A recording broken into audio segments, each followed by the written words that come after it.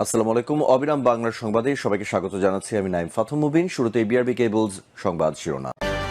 আওয়ামী লীগের প্রেতাত্মারা ইউনূস সরকারকে ট্রাফিক জ্যামে ফেলেছে। হাসিনার বিচার না করা হলে জাতির সঙ্গে অপরাধ করা হবে। মুজিবাদ ও ফ্যাসিবাদ একই সূত্রে গাঁথা মাহমুদ সাঈদী। শেখ মুজিব এবং তার দল নিশ্চিহ্ন হয়ে গেছে, শাহজাহান চৌধুরী। তারেক রহমানের দেশে ফেরার প্রসঙ্গে যা বলল যুক্তরাজ্য, থাকছে বিস্তারিত প্রতিবেদন। আওয়ামী লীগের প্রেতাত্মারা ইউনূস সরকারকে ট্রাফিক জ্যামে ফেলেছে। বিএনপির চেয়ারপারসনের উপদেষ্টা আব্দুস সালাম বলেন, একটা কথা কঠিন মনে হলেও বলতে হয়, ডক্টর ইউনূসের মামলা যদি একদিনে প্রত্যাহার হতে পারে তাহলে কেন তারেক রহমানের মামলা প্রত্যাহার হবে না? আজকের বাস্তবতায় যেমনি এই সরকারকে দরকার, ঠিক তেমনি ভাবে আধিপত্যদের বিরুদ্ধে যদি রাজনৈতিক প্রতিরোধ গড়ে তুলতে হয় তাহলে তারেক রহমানকেও দেশে আনা দরকার। আজ প্রেস ক্লাবের তোফাজ্জল হোসেন মানিক মিয়া হলে আয়োজিত আলোচনা সভায় তিনি এসব কথা বলেন। খালেদা জিয়া ও তারেক রহমান সহ সকল রাজনীতিবিদদের বিরুদ্ধে দায়ের হওয়া মিথ্যা মামলা প্রত্যাহারের দাবিতে এই আলোচনা সভার আয়োজন করে জাগ্রত বাংলাদেশ নামে একটি সংগঠন। আব্দুস সালাম বলেন, আওয়ামী লীগের প্রেতাত্মারা আজ ইউনূস সরকারকে ট্রাফিক জ্যামে ফেলে দিয়েছে। সেই জ্যামে পড়ে এখন ঘুরপাক খাচ্ছে, কোনটা আগে করবে কোনটা পরে করবে এখন পর্যন্ত এটা ঠিকই করতে পারছে না। এটা তো সবচেয়ে বড় লজ্জার ব্যাপার যে 5 আগস্টকে কেন্দ্র করে ছাত্র জনতা আহত হলো, পঙ্গু হলো, তাদের 3 মাসের ব্যবধানে এসে প্রতিবাদ জানাতে হলো। এর চেয়ে দুর্ভাগ্য তো আর কিছু নেই। দুর্ভাগ্য হলো তারা কোনটা আগে করবে কোনটা পরে করবে তাদের চিকিৎসা না করে তারা ঘোষণা দিচ্ছে 250 স্টেডিয়াম করতে হবে বাংলাদেশে।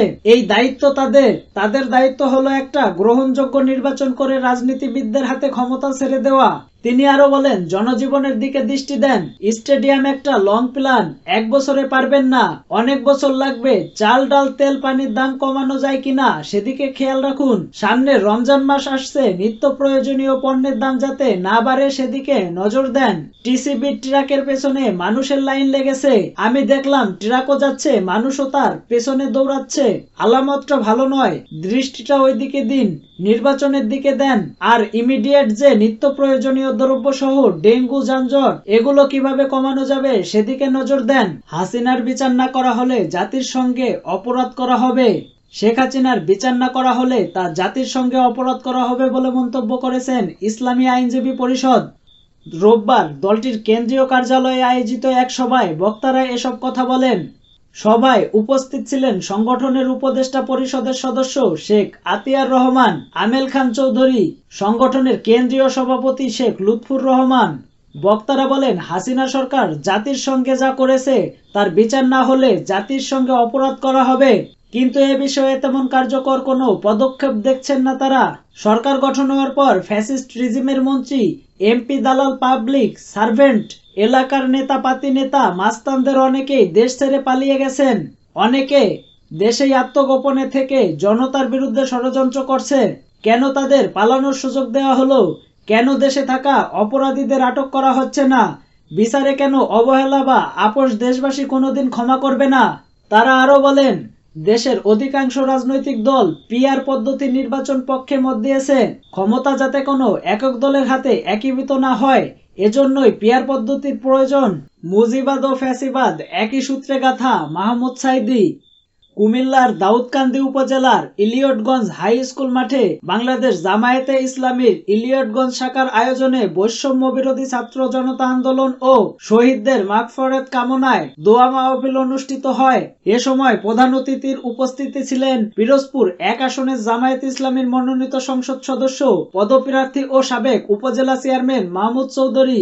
দোয়া মাহফিলে বক্তব্য রাখতে গিয়ে মাসুদ সাঈদী আওয়ামী লীগ সরকারের তীব্র সমালোচনা করেন। তিনি বলেন, আওয়ামী লীগ একটি সন্ত্রাসী দল যারা দেশের অর্থ বিদেশে পাচার করেছে এবং জনগণের অধিকার হরণ করেছে। আওয়ামী লীগকে নিষিদ্ধ করতে হবে এবং মুজিবাদী রাজনীতি এদেশে বন্ধ করতে হবে, কারণ এটি ফ্যাসিবাদী রাজনীতির অংশ। তিনি আরো বলেন, বর্তমান প্রধানমন্ত্রী শেখ হাসিনা দিল্লিতে বসে দেশের বিরুদ্ধে ষড়যন্ত্র করছেন। যদি সৎ সাহস থাকে তবে দেশে আসুন, দেশের জনগণ আপনার আগমনের অপেক্ষায় রয়েছে। আমরা চাই দেশের সকল গুম খুন নির্যাতন ও জামায়াত নেতাদের যাদের হত্যার মামলা বিচার দ্রুত সম্পন্ন হোক। মাসুদ সাঈদী একযোগে বর্তমান সরকারের বিরুদ্ধে ফ্যাসিবাদী বিচার দাবি করে বলেন, এই সরকারের বিরুদ্ধে এমন বিচার হতে হবে যা ভবিষ্যতে অন্য কোনো ফ্যাসিবাদী শক্তির উত্থান বন্ধ করবে। পাঠ্যপুস্তক সংশোধন দাবি করে তিনি বলেন, মুক্তিযুদ্ধের ইতিহাস বিকৃত করে শেখ মুজিবুরের বন্দনা করা বন্ধ করতে হবে। সঠিক ইতিহাস ছাত্র জনতাকে জানাতে হবে। মুক্তিযুদ্ধে যারা অবদান রেখেছেন তাদের নামই পাঠ্যপুস্তক বইয়ে অন্তর্ভুক্ত করা হবে। তিনি এ সময় 24 সালের শহীদদের প্রতি সম্মান জানিয়ে তাদেরকে জাতীয় বীর হিসাবে ঘোষণা এবং তাদের পরিবারকে সরকারি চাকরি প্রদানের দাবি জানান। শেখ মুজিব এবং তার দল নিশ্চিহ্ন হয়ে গেছে। শাহজাহান চৌধুরী। জাতীয় সংসদের সাবেক হুইপ ও জামায়াত ইসলামীর চট্টগ্রাম মহানগরীর আমির এবং কেন্দ্রীয় কর্মপরিষদ সদস্য শাহজাহান চৌধুরী বলছেন, 1972 সালে জামায়াত ইসলামীকে নিষিদ্ধ করে শেখ মুজিবুর রহমান সংসদে দম্ভ করে বলেছিলেন, জামায়াতকে দাবাইয়া দিছি, অথচ নিয়তির নির্মম পরিহাস। আজ শেখ মুজিবুর রহমান এবং তার দল নিশ্চিহ্ন হয়ে গেছে। শাহজাহান চৌধুরী বলেন, জামায়াত ইসলামীকে সাংগঠনিক কর্মকাণ্ড চালাতে দেয়নি আওয়ামী সন্ত্রাসীরা, এখন জুলুমবাজরা পালিয়েছে। আর জামায়াত ও ছাত্র শিবির সগৌরবে রাজনীতির মদত পুনরুদ্ধার করেছে। জামায়াতের কর্মপরিষদ সদস্য আরো বলেন, অন্তর্বর্তীকালীন সরকারের প্রধান উপদেষ্টা নোবেল বিজয়ী ডক্টর মোহাম্মদ ইউনূস জাতিসংঘে যে বক্তব্য দিয়েছেন, অতীতে বাংলাদেশের কোনো রাষ্ট্রপ্রধান এভাবে স্পষ্ট ভাষায় সাহসী বক্তব্য দিতে পারেনি। ফটিকছড়ি সাবেক সংসদ সদস্য তরিকত সৈয়দ নজিবুল বশার বলেন, মাইজ ভান্ডারীকে ইঙ্গিত করে শাহজাহান চৌধুরী বলেন, আপনি ধর্মের নামে রাজনীতি করার আর ব্যবসা করছেন, ফ্যাসিবাদ সৃষ্টি করছেন। 14 দলের বৈঠকে জামায়াত শিবিরকে নিষিদ্ধ করতে শেখ হাসিনাকে কুপরামর্শ দিয়েছেন। সবকিছুর জবাব আগামী সংসদ নির্বাচনে দেওয়া হবে।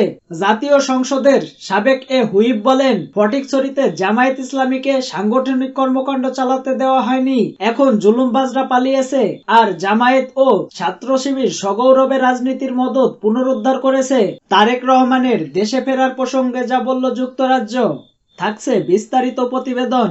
যুক্তরাজ্যের প্রশান্ত মহাসাগর বিষয়ক প্রতিমন্ত্রী ক্যাথরিন ওয়েস্ট জানিয়েছেন, লন্ডনে থাকা বিএনপির ভারপ্রাপ্ত চেয়ারম্যান তারেক রহমানকে সরকার দেশে ফেরাতে চাইলে ব্রিটেন তার সহায়তা করবে।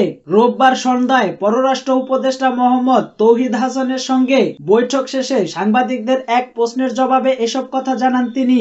বৈঠকে কি বিষয়ে আলোচনা হয়েছে এমন প্রশ্নের জবাবে ক্যাথরিন ওয়েস্ট বলেন, বাংলাদেশের গণতান্ত্রিক ভবিষ্যৎ নিয়ে আলোচনা হয়েছে পররাষ্ট্র উপদেষ্টার সঙ্গে।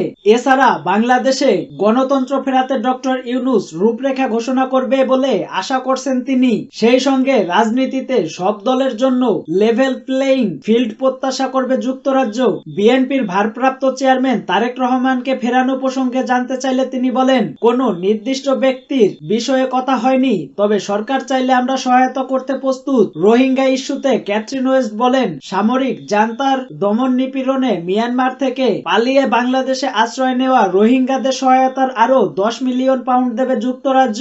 গত 8 আগস্ট অন্তর্বর্তীকালীন সরকার দায়িত্ব নেয়ার পর যুক্তরাজ্য সরকারের কোনো জ্যেষ্ঠ প্রতিনিধির এটাই প্রথম বাংলাদেশ সফর। প্রসঙ্গত 2007 সালের সেনা সমর্থিত তত্ত্বাবধায়ক সরকারের সময় আটক হয়েছিলেন তারেক রহমান। পরে তিনি জামিনে মুক্ত হয়ে 2008 সালের 11 সেপ্টেম্বর লন্ডন চলে যান। এরপর লন্ডন থেকে রাজনৈতিক কার্যক্রম শুরু করেন। 2018 সালের ফেব্রুয়ারিতে বিএনপির চেয়ারপারসন খালেদা জিয়াকে দুর্নীতি মামলায় কারাদণ্ড দেওয়ার পর দলের ভারপ্রাপ্ত চেয়ারম্যানের দায়িত্ব নেন তারেক। এরপর লন্ডন থেকেই দল পরিচালনা করছেন তারেক রহমান।